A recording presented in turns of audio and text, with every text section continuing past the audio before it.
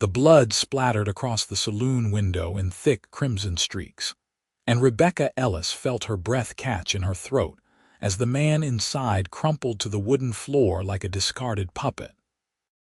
She had been walking past the Golden Rose Saloon in Medicine Bow, Wyoming on that cold November evening in 1878, her arms full of fabric she had just purchased from the general store, when movement in the lamplight had drawn her eyes to the window. Now she stood frozen on the dusty street, watching as three men in dark coats stood over the body, one of them still holding the smoking revolver. Rebecca knew she should run, should move, should do anything but stand there staring, but her limbs refused to obey. The fabric slipped from her arms and tumbled into the dirt as one of the men turned toward the window. His eyes met hers through the glass, and she saw recognition flash across his face. She knew him. Frank Holloway, one of the richest ranch owners in the territory, a man her father had done business with countless times, and he had just killed someone. "There's a woman outside," Holloway's voice carried through the thin glass. She saw everything. That broke the spell. Rebecca spun on her heel and ran, her boots pounding against the wooden boardwalk as shouts erupted behind her. She heard the saloon doors slam open, heard heavy footsteps giving chase. Her heart hammered against her ribs as she darted between buildings, her skirts tangling around her legs. She had to hide, had to get away, had to find help, but Medicine Bow was a small town and Holloway owned half of it. Who would believe her word against his? She rounded the corner of the livery stable and slammed directly into a solid wall of muscle and leather. Strong hands gripped her shoulders, steadying her before she could fall. She looked up into a pair of startling green eyes set in a sun-weathered face beneath a worn brown hat. "Whoa there," the man said, his voice a low drawl. "What's got you running like the devil himself is on your heels?" "Please," Rebecca gasped, glancing back toward the main street where she could hear her pursuers getting closer. "They are going to kill me. I saw something I should not have seen." The cowboy's eyes narrowed, taking in her terrified expression and the sound of approaching footsteps. He made a decision in an instant. His hand moved to her waist, and he pulled her into the stable's shadowy interior, pressing a finger to his lips. He guided her quickly past the stalls of horses, their hooves shuffling nervously at the commotion, and pushed open a back door she had not even known existed. "My horse is tied just beyond those trees," he whispered urgently. "Can you ride?" Rebecca nodded, too frightened to speak. The cowboy took her hand and pulled her into a run across the open ground behind the stable. She heard shouts from inside the building now, knew that Holloway's men had followed her trail. The cowboy's horse was a magnificent bay gelding, already saddled as if its owner had been preparing to leave town. "Up," he commanded, lacing his fingers together to give her a leg up. Rebecca put her boot in his hands and he boosted her into the saddle with easy strength. He swung up behind her a moment later, his arms coming around her to grab the reins. "Hold on tight." She barely had time to grip the saddle horn before he spurred the horse into a gallop. They burst from the trees and raced away from Medicine Bow, away from the men who wanted to silence her, away from everything she had ever known. The cold November wind whipped at her face and tore at her hair, pulling it loose from its pins. She could hear gunshots behind them, but the darkness was their ally, and the cowboy's horse was fast and sure-footed. They rode hard for what felt like hours, but was probably only 30 minutes before the cowboy finally slowed the horse to a walk. Rebecca's entire body was trembling from fear and cold and the aftermath of terror. She had left everything behind, her family, her home, her entire life, and all because she had been in the wrong place at the wrong time. "You all right?" The cowboy asked, his voice rumbling against her back where she leaned against him. "I do not know," Rebecca said honestly. Her voice shook despite her best efforts to control it. "I do not even know your name. You just saved my life and I do not know who you are." "Name's Adam Nash," he said. "I'm a ranch hand, or I was until about 2 hours ago when I quit my job and decided to head south for the winter. Lucky timing, I suppose." "Rebecca Ellis," she replied. "And I do not know if luck had anything to do with it, but I am grateful nonetheless. They would have killed me. Frank Holloway and his men, they murdered someone in the saloon and I saw it happen through the window." Adam's body tensed behind her. "Frank Holloway, the cattleman." "Yes. Do you know him?" "I know of him. He's got a reputation for being ruthless, but I never heard tell of him actually killing anyone himself." "Who was the victim?" Rebecca closed her eyes, trying to recall the brief glimpse she had gotten of the fallen man. "I am not certain. It happened so fast. But he was young, maybe in his 20s, with dark hair. He was wearing a deputy's badge." Adam swore softly. "That would be Deputy James Morrison. He's been investigating cattle rustling in the area for the past few months." Word around town was that he was getting close to figuring out who was behind it. "You think Holloway is the rustler?" "I think Holloway is a lot of things, and none of them good. If Morrison was killed, it's because he found out something that could ruin Holloway." Adam paused, then asked, "Did anyone else see what happened?" "I do not think so. The street was mostly empty. It is Saturday evening, so most people are either home with their families or already inside the saloons. I was just walking back from the general store when I looked in the window and saw it happen." Rebecca felt tears prick at her eyes. "What am I going to do? I cannot go home. They know who I am. Holloway has done business with my father. He will go to my house looking for me." "Then we keep riding," Adam said firmly. "At least for tonight. There's a line shack about 10 miles from here, belongs to the ranch I just quit. Nobody will be using it this time of year. We can hole up there, get you warm and fed, and figure out our next move." "Our next move?" Rebecca turned her head to look at him in the darkness. "You do not have to keep helping me. You have already done more than enough. Lady, I just smuggled you out of Medicine Bow with half the town's enforcers shooting at us. I'm in this now whether I like it or not.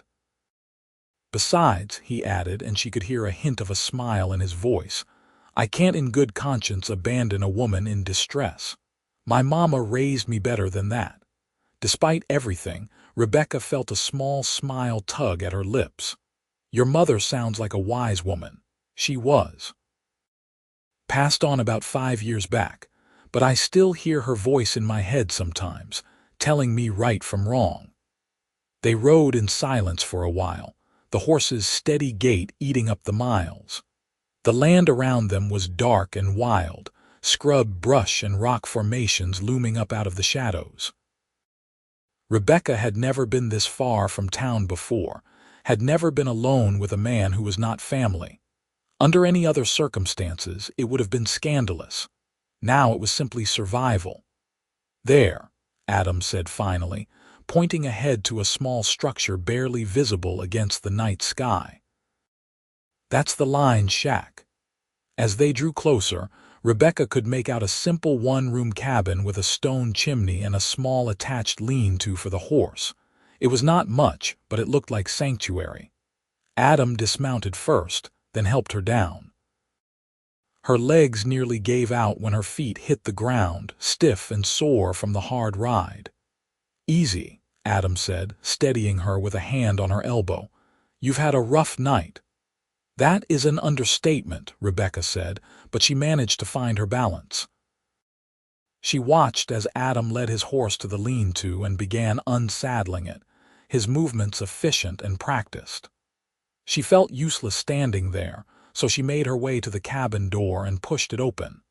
The interior was dark and musty, but it was shelter. She could make out a rough table and chairs, a narrow bed against one wall, and a pot-bellied stove in the corner. There were supplies on shelves along the back wall, canned goods and coffee and other provisions for cowboys using the shack during cattle drives or winter range riding.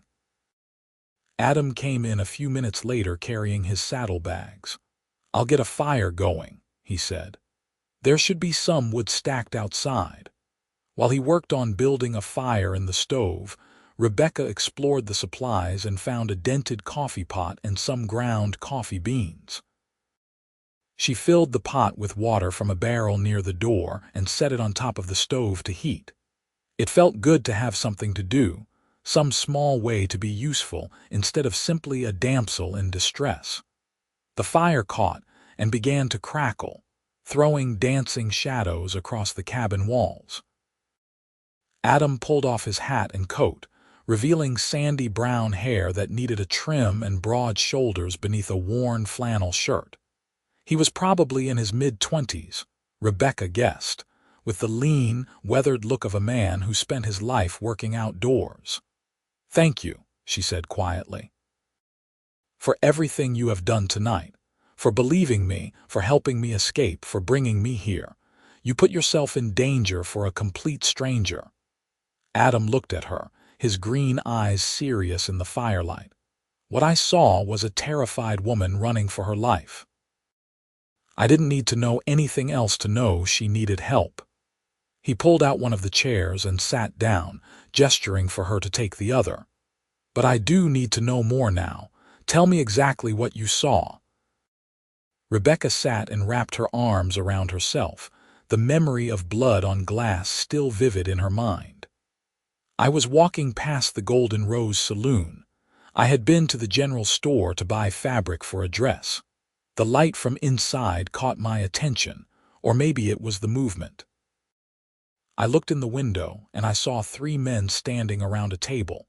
One of them was Frank Holloway. I recognized him immediately because he has that distinctive silver hair and beard.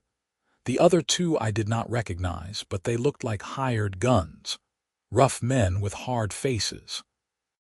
She paused, swallowing hard. "The man with the badge, the deputy, he was standing at the table with them. He was holding some papers, shaking them at Holloway. I could not hear what was being said, but I could tell he was angry, confrontational. Holloway said something back, and the deputy took a step forward, like he was going to arrest him.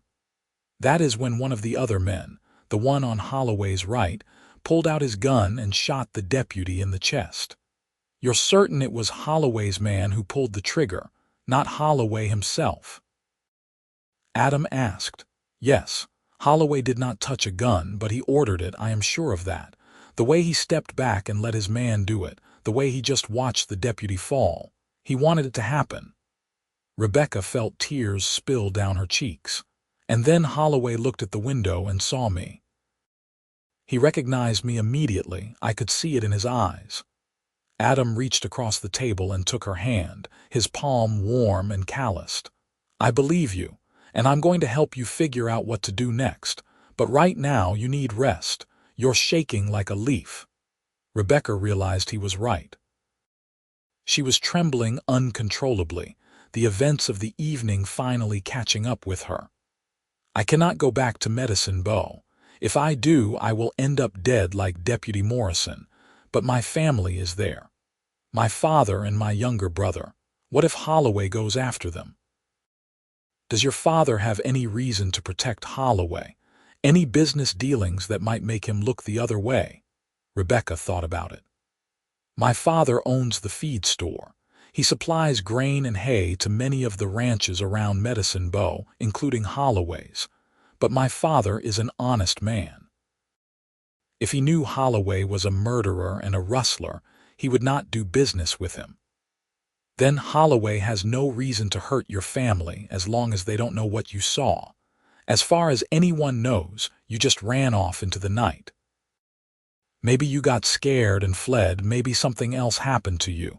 The point is, your family's ignorance protects them." It was cold comfort, but it was something. Rebecca nodded slowly. "So what do we do, we?" Adam raised an eyebrow. "You're pretty set on us being a team now, are you?"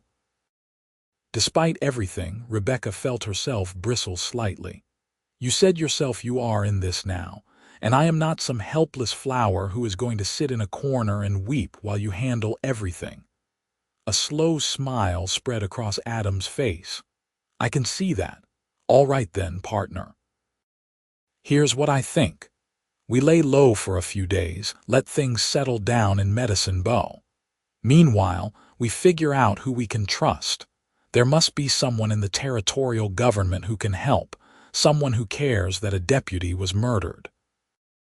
"The nearest territorial marshal is in Cheyenne," Rebecca said. "That is almost 200 miles from here. Then we head to Cheyenne. You can give your testimony to the marshal and he can bring Holloway to justice. You make it sound so simple." "It's not simple at all," Adam admitted.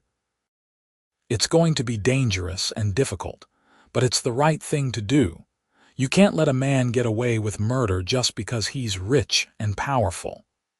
The coffee pot began to boil and Rebecca stood to pour them each a cup. The hot, bitter liquid warmed her from the inside, helping to calm her nerves. She studied Adam over the rim of her cup, this stranger who had become her unlikely protector. There was something solid and dependable about him, despite the fact that they had only just met. "Why did you quit your job?" she asked suddenly. Adam shrugged. The foreman was a mean drunk who liked to take his bad moods out on the men. "I've been saving up to buy my own piece of land someday, and I figured I'd do better to spend the winter working somewhere else and come back in the spring when they might have a new foreman. Or maybe I'll find somewhere better to settle down entirely." "You have family anywhere?" "Not anymore. My parents are both gone, and I had a brother who died in the war, been on my own for a good while now." He took a sip of his coffee. "What about you? You mentioned your father and brother. What about your mother?" "She died giving birth to my brother. He is 12 now, nearly 13. I have been keeping house for my father ever since. That's a lot of responsibility for a young woman." "I am 22, Rebecca said, a touch defensively. "I am not that young." "I didn't mean it as an insult," Adam said mildly. "Just that you've had to grow up fast. That can't have been easy." Rebecca softened. "No, it has not been. But I love my father and brother. I would do anything for them. That is part of why this whole situation is so difficult. The thought of them worrying about me, wondering what happened to me, it breaks my heart. Maybe once we get to Cheyenne and you give your testimony, you can send them a letter. Let them know you're safe, even if you can't tell them where you are yet." "That would be something," Rebecca agreed. She yawned suddenly, exhaustion crashing over her like a wave. The events of the day, the terror of the chase, the long, hard ride, it all caught up with her at once. "You should sleep," Adam said, gesturing to the narrow bed. "You're dead on your feet. What about you? Where will you sleep?" "I'll make do with my bedroll on the floor." "I've slept in worse places, believe me." Rebecca wanted to argue, but she was too tired. She made her way to the bed and sat down on the edge, unlacing her boots with fingers that fumbled with fatigue. Adam politely turned his back and busied himself with pulling blankets from his saddlebags. Within minutes, Rebecca was lying beneath a thin but clean quilt, her eyes already closing. The last thing she was aware of was Adam spreading his bedroll on the floor near the stove, and then sleep claimed her. She woke several times during the night, disoriented and frightened until she remembered where she was. Each time, she could hear Adam's steady breathing from across the room, a comforting sound that reminded her she was not alone. When morning light finally began to seep through the cabin's single small window, she found him already awake, adding wood to the stove and setting a pan on top to heat. "Morning," he said when he saw her stirring. "I found some bacon and beans in the supplies. It's not fancy, but it'll fill the belly." Rebecca sat up, running her fingers through her tangled hair. She must look a fright, she thought, after running through the streets and riding through the night. Her dress was dusty and wrinkled, her hair a mess. but vanity seemed like a small concern given the circumstances. "That sounds wonderful," she said honestly. "Can I help? You can set the table such as it is." They worked together in companionable silence, and Rebecca found herself studying Adam in the morning light. He had a strong, honest face, she thought, with laugh lines around his eyes that suggested he smiled often despite the hardships of his life.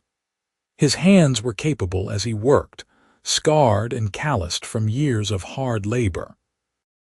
There was something appealing about him, something that made her feel safe in a way she had not expected. They ate breakfast sitting across from each other at the rough table, using tin plates and forks from the cabin's meager supply of utensils. The food was simple but good, and Rebecca realized she had not eaten since lunch the previous day. "We should stay here today," Adam said as they ate. "Give your pursuers time to either lose interest or give up searching this far out. Tomorrow we can start making our way toward Cheyenne. We'll have to be careful, avoid the main roads and towns where possible."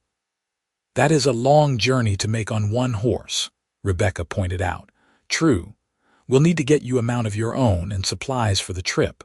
There's a small settlement about 20 miles west of here called Rawlins.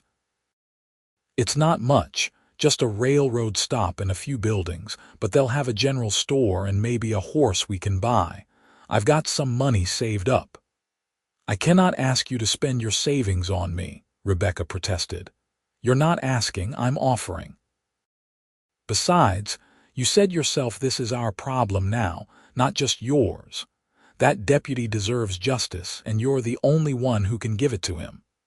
Rebecca felt a surge of warmth toward this man who had already given up so much to help her. "I will pay you back somehow," she promised.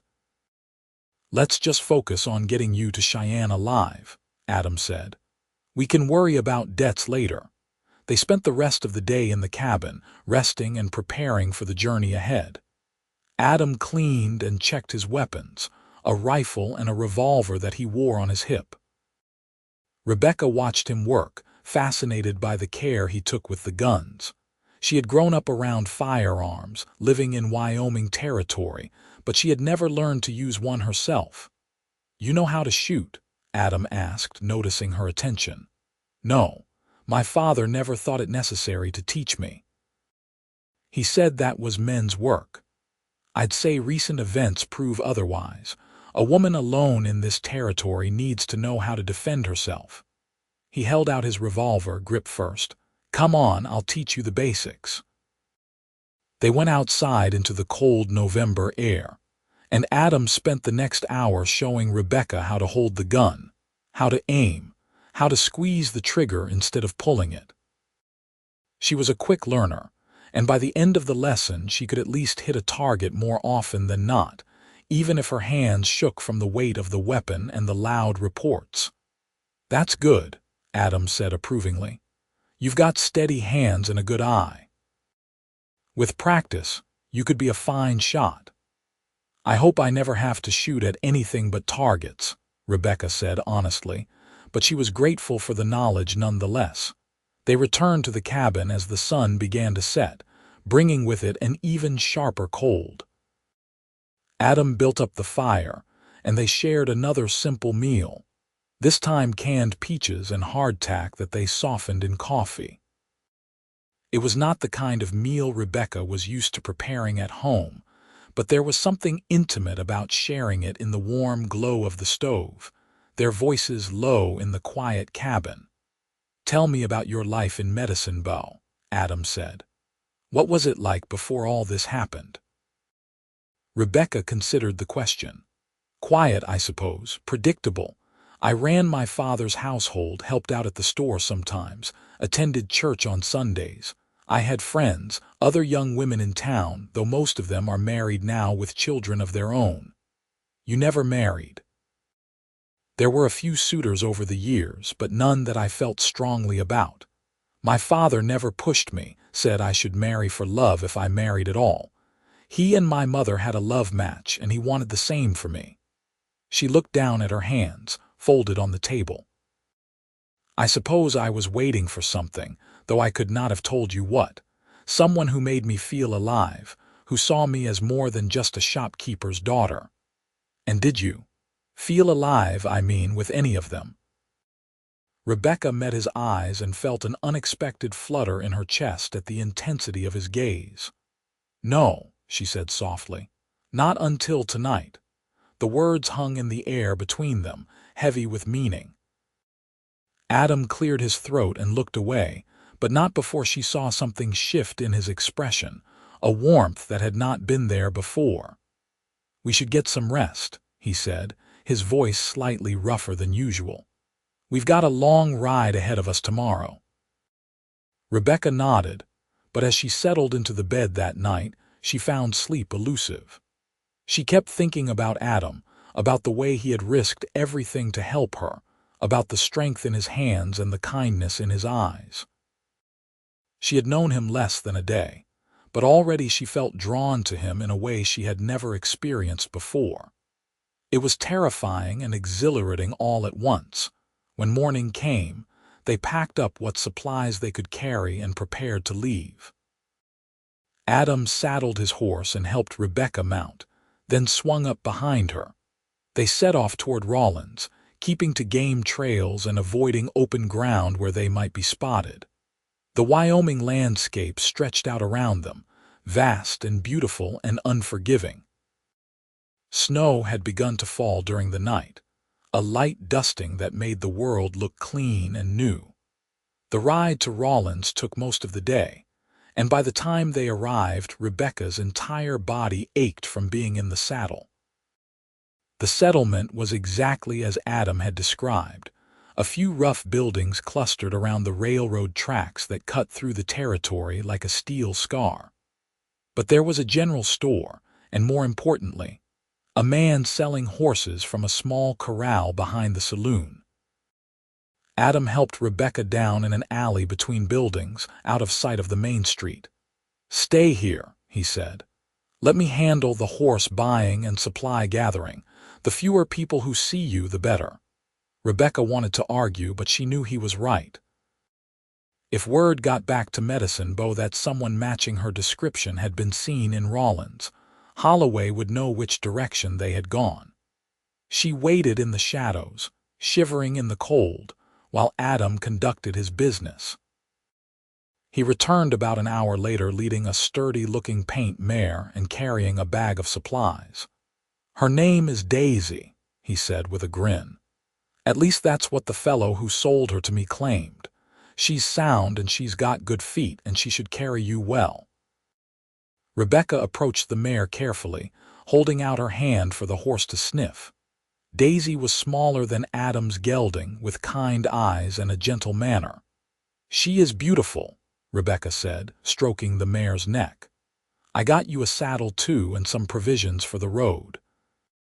We should be able to make Cheyenne in about a week if we push hard and the weather holds." Adam handed her a bundle. "I also got you some clothes. I had to guess at the size, but I think they'll fit well enough. You can't ride all the way to Cheyenne in a dress." Rebecca unfolded the bundle to find a pair of men's trousers, a flannel shirt, and a warm coat. Heat rushed to her cheeks at the thought of wearing pants, something she had never done in her life, but she could see the practicality of it. "There's a storage shed behind the general store that looks abandoned," Adam said. "You can change there while I load up the horses." 10 minutes later, Rebecca emerged from the shed feeling strange and exposed in the unfamiliar clothing.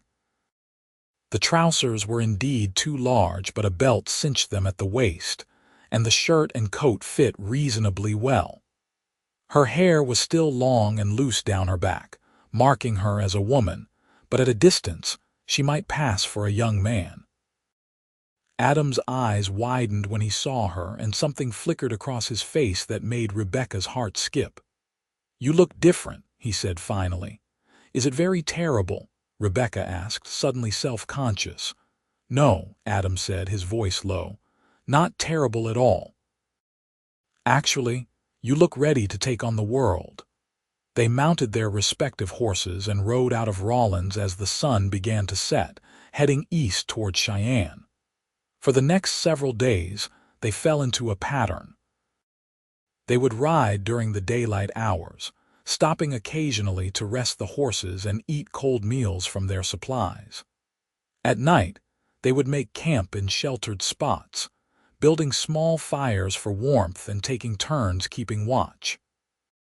During those long hours of riding and resting, Rebecca and Adam talked about everything and nothing. He told her stories about his childhood on a small farm in Missouri, about learning to ride before he could walk, about the adventures he had experienced working on various ranches across the West.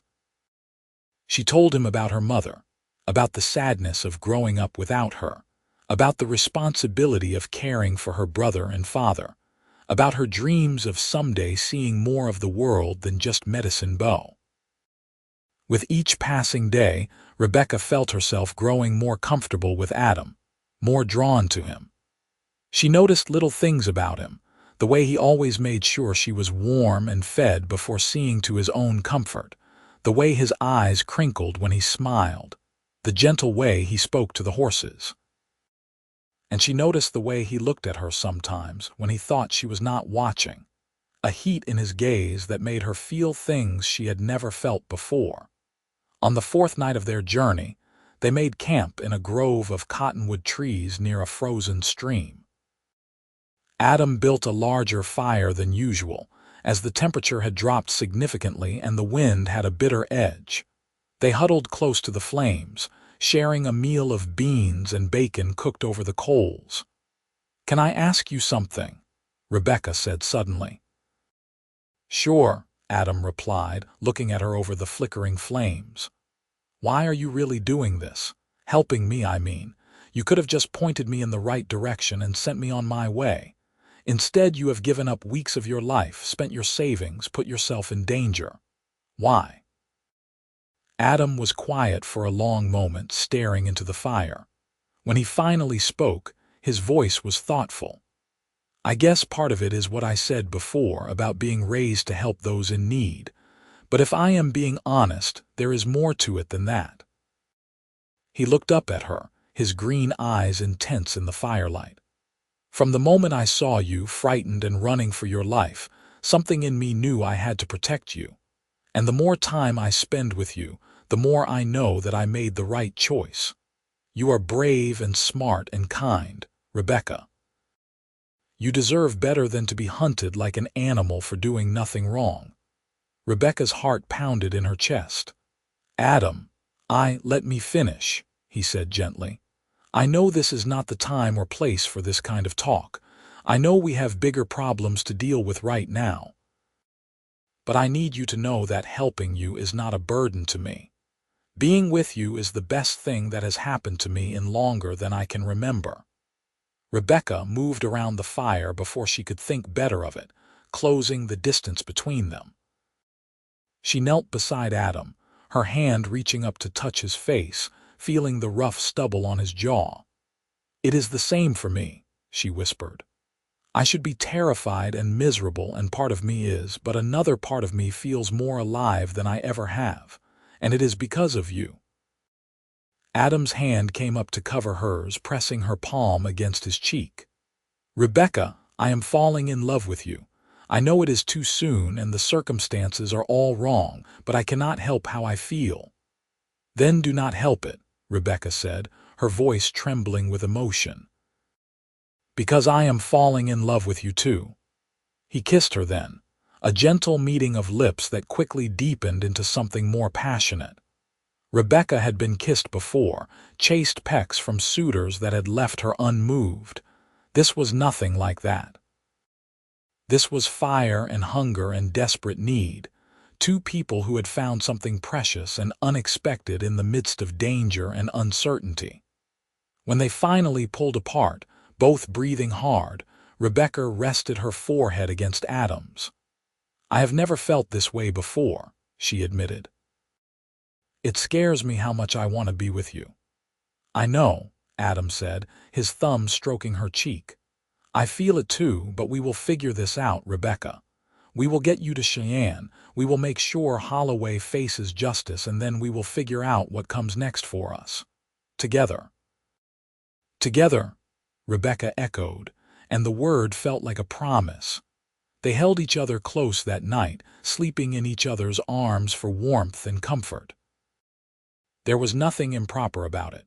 Both of them fully clothed and simply seeking solace in human contact, but it felt profoundly intimate nonetheless. Rebecca had never spent the night in a man's arms before, and she found she loved the solid strength of Adam's body against hers, the steady rhythm of his breathing, the way his arms tightened around her protectively even in sleep. The next morning dawned clear and cold, and they continued their journey with new purpose. They were no longer just a woman fleeing danger and a man helping her. They were partners, allies, and something more that neither of them had quite found the words for yet. The road to Cheyenne stretched out before them, still long and uncertain, but they would face it together. On the 6th day, they encountered their first real trouble. They had stopped at a small creek to water the horses when Adam suddenly tensed, his hand moving to his revolver. "Someone is coming," he said quietly. "Multiple riders moving fast." Rebecca's blood ran cold. Had Holloway's men found them? She grabbed Daisy's reins, ready to mount and run if necessary. But when the riders came into view, she saw they were not Holloway's men. They were Indians, 4 of them on painted ponies, carrying rifles and wearing an assortment of traditional and white man's clothing. Adam held up his hand in a gesture of peace. "Easy," he murmured to Rebecca. "Let me handle this." The leader of the group rode forward, a man perhaps in his 40s with long black hair and a stern expression.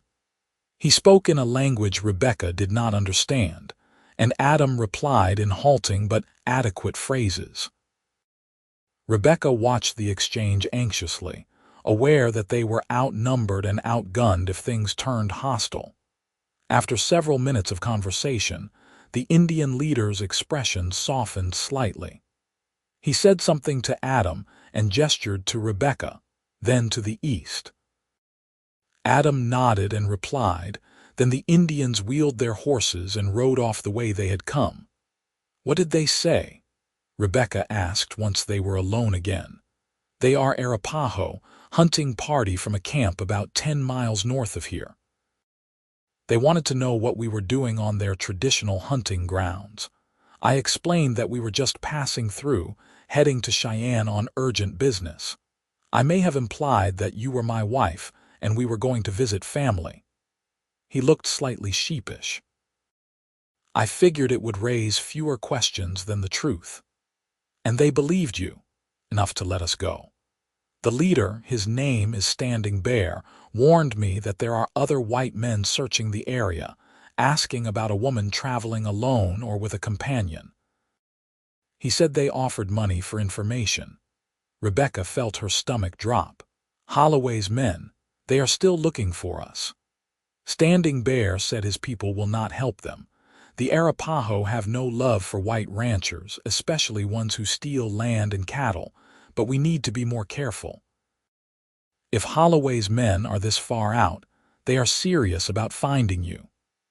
They rode with increased caution after that, avoiding open spaces and doubling back on their trail occasionally to throw off potential pursuers.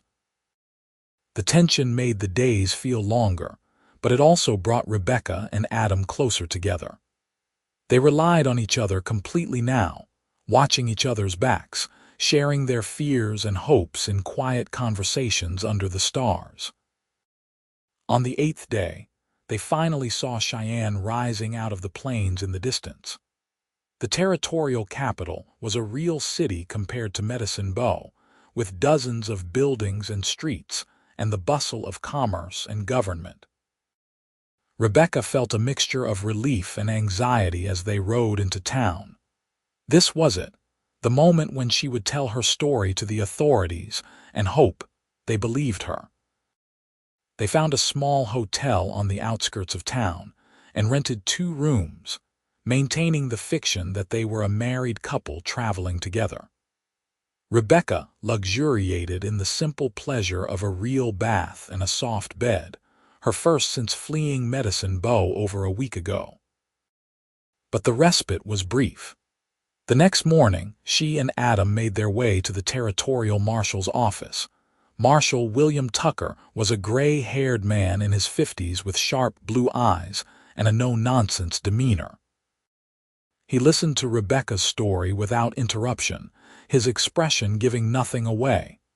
When she finished, he leaned back in his chair and studied her for a long moment. "That is quite a tale, Miss Ellis," he said finally. "You are accusing one of the wealthiest men in Wyoming territory of ordering a murder. I assume you understand the seriousness of such a claim." "I understand perfectly, Marshal," Rebecca said, keeping her voice steady. "I also understand that without my testimony, Frank Holloway will get away with killing Deputy Morrison. I know what I saw, and I am willing to swear to it in court. The problem is, your testimony alone may not be enough. Holloway has money and influence. He can afford the best lawyers, and he has friends in high places. Without physical evidence or other witnesses, it becomes your word against his." "What about the men who were with him?" Adam interjected. "The ones who actually pulled the trigger. If you can arrest them, make them talk, they might turn on Holloway to save themselves." Tucker nodded slowly. "That is a possibility. Do you think you could identify these men if you saw them again, Miss Ellis?" "Yes, I believe so. I got a good look at them through the window." "All right. I will send some deputies to Medicine Bow to investigate, quietly, so as not to tip off Holloway that we are onto him. In the meantime, you should stay here in Cheyenne where you are safe. Do you have somewhere to stay?" "We have a hotel room," Adam said, "but my funds are running low. I will need to find work soon." Tucker considered this. "I might have a solution. I could use someone to help keep an eye on Miss Ellis, make sure Holloway's men do not track her here. It would be temporary work, but it would pay enough to cover your expenses while we build a case." "Are you interested?" Adam glanced at Rebecca, who nodded. "Yes, sir, I am interested." "Good. Report back here tomorrow morning and I will get you set up." Tucker stood, signaling the meeting was over. "Miss Ellis, you did the right thing coming here. I will do everything in my power to make sure justice is served." As they left the marshal's office, Rebecca felt some of the tension drain from her shoulders. She had done it. She had given her testimony, and now it was in the hands of the law. But she also knew this was far from over. Holloway would not give up easily, and there was still the very real danger that he might try to silence her before the case could go to trial. "What do you think?" she asked Adam as they walked back toward the hotel. "Do you trust Marshal Tucker?" "I think he is a lawman doing his job," Adam said. "Which means he will follow the evidence wherever it leads. If he can build a case against Holloway, he will. If he cannot, he will have to let it go. Our job now is to make sure he has everything he needs to put Holloway away." They spent the next few weeks in Cheyenne, settling into a strange new routine. Adam worked for the marshal, sometimes guarding Rebecca and sometimes helping with other tasks around the office. Rebecca stayed mostly in her hotel room, venturing out only occasionally to walk the streets or visit the general store. It was a lonely, anxious existence, made bearable only by the evenings when Adam would return and they could be together. They were careful to maintain the appearance of propriety, always keeping Rebecca's hotel room door open when Adam visited, always sitting at a proper distance. But the feelings between them only grew stronger with each passing day. They talked for hours about their hopes and dreams, about the life they might build together once this was all over. Adam told her about his plan to buy land and start his own ranch, and Rebecca found herself imagining what it would be like to be his wife, to build a home with him, to wake up beside him every morning. 3 weeks after their arrival in Cheyenne, Marshal Tucker called them to his office with news. "My deputies found one of the men who was with Holloway that night," he said. "Fellow by the name of Jack Reese, a known gunman and troublemaker. They arrested him on an outstanding warrant and are bringing him back to Cheyenne for questioning. If we can get him to talk, we might have our case." "How long until he arrives?" Adam asked. "Should be here within the week. In the meantime, I need you to be extra vigilant, Miss Ellis. If Holloway knows we have Reese, he might get desperate. Desperate men do foolish things." Tucker's warning proved prophetic. 2 days later, Rebecca was walking back to the hotel from the general store when a man stepped out of an alley and grabbed her arm. She had only a moment to register his hard, scarred face before she was being pulled into the shadows. "You have been causing a lot of trouble, little lady," the man growled. "Mr. Holloway sends his regards." Rebecca opened her mouth to scream, but the man clamped a hand over her face. She struggled, kicking and thrashing, but he was much stronger. He began dragging her deeper into the alley, toward a horse tied at the far end. Terror gave Rebecca strength she did not know she possessed. She bit down hard on the man's hand, tasting blood, and when he jerked back with a curse, she twisted free and ran. She made it perhaps 10 steps before the man caught her again, slamming her against the alley wall hard enough to knock the breath from her lungs. She saw him reaching for his gun and knew with cold certainty that he meant to kill her right there. But then there was a shout and Adam came charging around the corner, his own revolver drawn. "Let her go," Adam commanded, his voice deadly calm. The man released Rebecca and spun to face Adam, his hand still on his gun. "This does not concern you, cowboy. Walk away." I said, "Let her go." I will not say it again. For a moment, Rebecca thought the man might actually draw on Adam, but he must have seen something in Adam's eyes that convinced him otherwise. With a snarl, he released Rebecca completely and backed toward his horse. "This is not over," he said. "Holloway wants her dead, and he will pay good money to the man who makes it happen."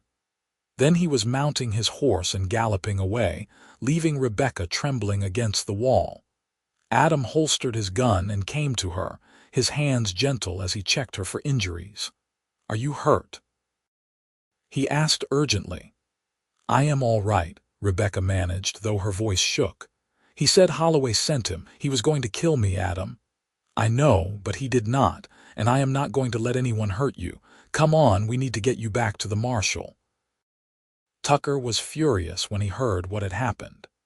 He immediately assigned 2 deputies to watch Rebecca around the clock and moved her to a different hotel under an assumed name.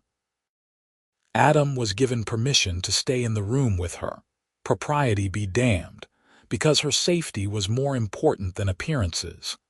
That night, alone together in the new hotel room with guards posted outside, Rebecca finally broke down. The stress of the past weeks, the fear of being hunted, the attack in the alley, it all crashed over her at once, and she found herself sobbing in Adam's arms. "I am so tired of being afraid," she wept. "I am tired of looking over my shoulder, tired of wondering if today will be the day Holloway's men finally kill me. I just want this to be over." "I know," Adam murmured, holding her close and stroking her hair. "I know, sweetheart, but you are so brave, braver than anyone I have ever known. You are doing the right thing, standing up for justice even when it is hard and scary. I am so proud of you." "I could not do it without you," Rebecca said, pulling back to look at him. Her eyes were red from crying but filled with fierce emotion. "You are the only reason I have made it this far." "I love you, Adam. I love you so much it terrifies me." "I love you too," Adam said, and then he was kissing her again, pouring all his fear and relief and love into the contact. This kiss was different from the others they had shared, more desperate and needy. When they finally pulled apart, both were breathing hard. "Marry me," Adam said suddenly. "I know this is not the most romantic proposal, and I do not have a ring or any pretty words prepared. But I love you, Rebecca, and I want to spend the rest of my life with you. Marry me, and when this is all over we will start our life together properly." Rebecca felt fresh tears spring to her eyes, but these were tears of joy. "Yes," she said, laughing and crying at the same time. "Yes, I will marry you." They were married the next day by a justice of the peace, with Marshal Tucker and one of his deputies serving as witnesses. It was not the wedding Rebecca had imagined as a girl. No white dress or church ceremony or family looking on. But as she stood beside Adam and spoke her vows, she felt happier than she had ever been. This man had saved her life in more ways than one, and now he was promising to stand beside her for all the days to come. That night, they consummated their marriage in the hotel room with the deputies still standing guard outside. It was tender and passionate and slightly awkward, as first times often are, but it was also perfect in its own way. Afterward, lying in Adam's arms with her head on his chest, Rebecca finally felt safe. She was no longer alone in this fight. She was Adam's wife and he was her husband, and together they would face whatever came next. Jack Reese arrived in Cheyenne 3 days later, and Marshal Tucker wasted no time in questioning him. At first, Reese refused to talk, insisting he knew nothing about any murder. But when Tucker showed him the evidence against him, the outstanding warrants and witness testimony from other crimes, Reese realized he was facing a long prison sentence regardless. Finally, seeing no other option, he agreed to testify against Frank Holloway in exchange for a reduced sentence. He is willing to swear that Holloway ordered him to kill Deputy Morrison, Tucker told Rebecca and Adam after the interrogation. He will also testify that Holloway has been running a cattle rustling operation for the past 2 years, stealing from smaller ranchers and reselling the cattle under his own brand. With Reese's testimony and yours, Miss Ellis, we have enough to arrest Holloway and bring him to trial. Rebecca felt a wave of relief so intense it made her dizzy. So it is really over. Holloway will face justice. He will if I have anything to say about it. I am sending a telegram to the sheriff in Medicine Bow today, instructing him to arrest Holloway and bring him to Cheyenne. The trial should happen within the next few months. It took another week for Holloway to be arrested and transported to Cheyenne. During that time, Rebecca and Adam remained in the city, but the constant fear that had haunted them began to lift. They started to talk about the future in concrete terms, about where they would go once the trial was over, what kind of life they would build together. Adam had heard about land opening up for homesteading in the northern part of the territory. Good grazing land with water and timber. "We could file a claim," he said one evening as they sat together in their hotel room. "Build a ranch of our own. It would be hard work, but we could make a good life there." "I would like that," Rebecca said, imagining it. A home of their own, built by their own hands. Space and freedom and the chance to start fresh. "I want to build something with you, Adam. Something that is ours, that nobody can take away from us." "We will," Adam promised, kissing her forehead. "As soon as the trial is over, we will start our new life." The trial began in early February of 1879, in the territorial courthouse in Cheyenne. Rebecca took the stand and told her story once again, this time in front of a packed courtroom. She described in detail what she had seen through the saloon window, identified Holloway and Reese as 2 of the men present, and explained how she had fled for her life. Holloway's lawyer tried to discredit her, suggesting she was mistaken or lying for attention, but Rebecca held firm. She knew what she had seen, and no amount of intimidation would change that. Jack Reese testified next, confirming Rebecca's account, and adding additional details about Holloway's criminal activities. He admitted to pulling the trigger that killed Deputy Morrison, but insisted he had been following Holloway's direct orders. Other witnesses came forward as well, ranchers who had lost cattle and suspected Holloway's involvement, townspeople who had seen Holloway and his men acting suspiciously. The trial lasted 3 days, and when the jury finally retired to deliberate, Rebecca sat with Adam in the courtroom and prayed for the right verdict. It took the jury only 2 hours to return with a decision. Frank Holloway was found guilty of conspiracy to commit murder, cattle rustling, and a host of other charges. He was sentenced to 20 years in the territorial prison. As the bailiff led Holloway away in chains, the former rancher turned to look at Rebecca one last time. There was hatred in his eyes, but also a kind of defeated acceptance. He had been brought down by the testimony of a woman he had thought would be easy to silence, and now he would pay the price. Outside the courthouse, Rebecca and Adam stood together in the winter sunshine, holding hands and finally breathing easy. It was over. The danger had passed. Justice had been served. "What do you want to do now?" Adam asked, smiling down at his wife.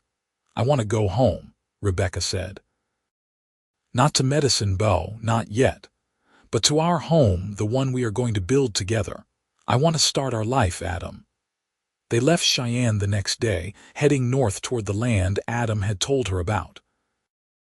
They stopped in Medicine Bow first, so Rebecca could see her father and brother and explain what had happened.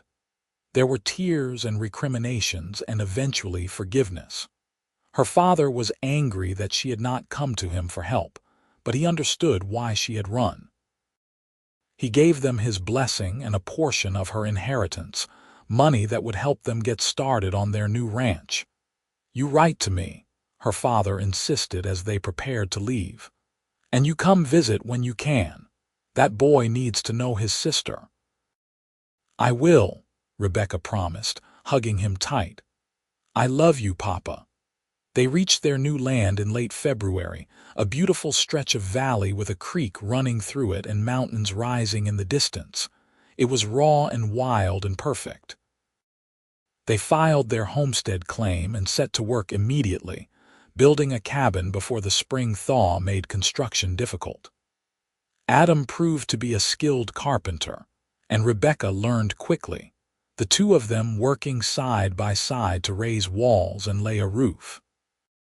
The work was hard, harder than anything Rebecca had done before, but it was also deeply satisfying. This was theirs, built by their own hands and their own sweat. When they finally moved into the completed cabin in early April, Rebecca stood in the middle of the single room and felt tears of joy on her cheeks. "We did it," she said to Adam. "We really did it." "We did," Adam agreed, pulling her into his arms. "And this is just the beginning." They spent that first spring and summer building their ranch, buying cattle and horses, putting up fences and outbuildings. Neighbors were few and far between, but the ones they had were good people who helped when help was needed and respected their privacy the rest of the time. Rebecca planted a garden and learned to cook over an open hearth. Adam broke horses and tended cattle and slowly built up their herd. In the fall, Rebecca discovered she was pregnant. The news filled her with a mixture of joy and terror. They were so far from town, so isolated. What if something went wrong? But Adam was there, steady and reassuring, promising that everything would be all right.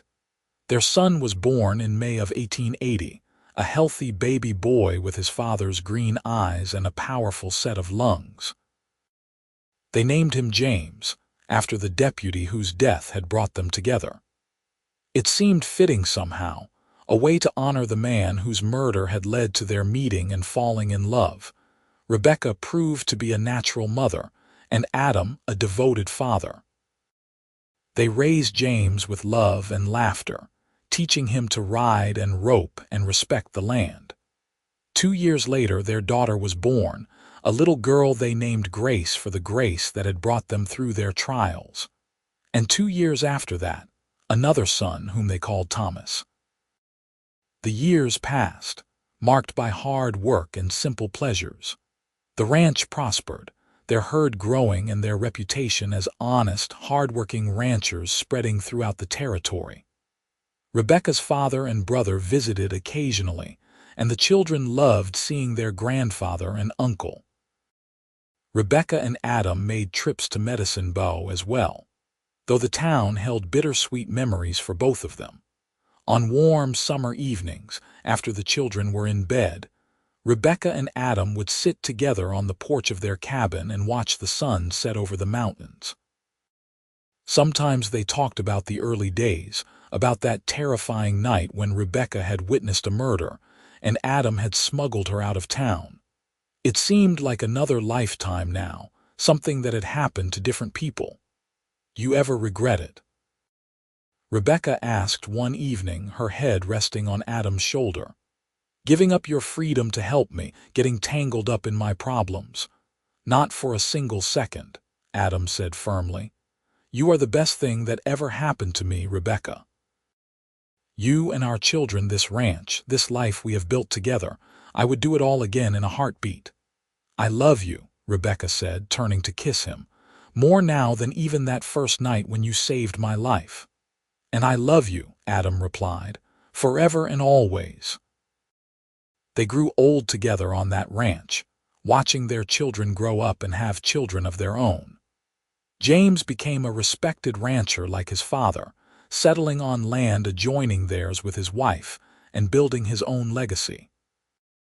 Grace married a doctor and moved to Cheyenne, where she raised 4 children and became known for her charitable work. Thomas became a lawman, following in the footsteps of the deputy he had been named for, working to bring justice to the Wyoming territory. Rebecca and Adam remained deeply in love throughout all their years together, their bond forged in danger and hardship proving unbreakable. They held hands through joys and sorrows, births and deaths, triumphs and trials. When Adam finally passed away in 1924 at the age of 72, Rebecca held his hand and whispered her love, thanking him for the incredible life they had shared. She followed him 18 months later, passing peacefully in her sleep at the age of 69. They were buried side by side on a hill overlooking the ranch they had built together, with a simple stone marking their graves. The inscription read, "Adam Nash and Rebecca Nash, beloved husband and wife, together forever." Their children and grandchildren gathered for the funeral, sharing stories about the remarkable couple who had built a legacy of love and hard work. The story of how they met, of the murder Rebecca witnessed and Adam's daring rescue, became family legend, passed down through generations.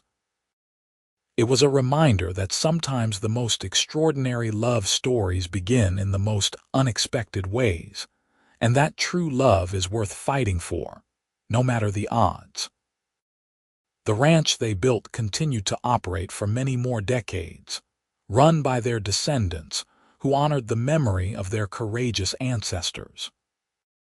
And though Rebecca and Adam were gone, their love lived on in the family they had created, in the land they had tamed, and in the hearts of all who knew their story. It had started with a murder witnessed through a saloon window, a terrified woman running for her life, and a cowboy who made a split-second decision to help a stranger in need. It had become a love story for the ages, a testament to courage and devotion and the power of 2 hearts finding each other against all odds. Rebecca and Adam had faced danger together, built a life together, and loved each other with a depth and constancy that inspired everyone who knew them. Theirs was a true Wild West romance, born of violence and fear, but transformed into something beautiful and lasting. They had taken the worst moment of Rebecca's life and turned it into the beginning of their greatest adventure. Together, They had proved that love could bloom even in the harshest conditions, that trust could grow between strangers, and that two people willing to fight for each other could overcome any obstacle. In the end, that was the true legacy of Rebecca and Adam Nash. Not just the successful ranch they built or the children they raised, but the example they set of what real, enduring love looked like. They had found each other in darkness and created a lifetime of light together, and their story would be remembered and celebrated for generations to come. A shining example of the power of love to transform lives and create miracles out of tragedy.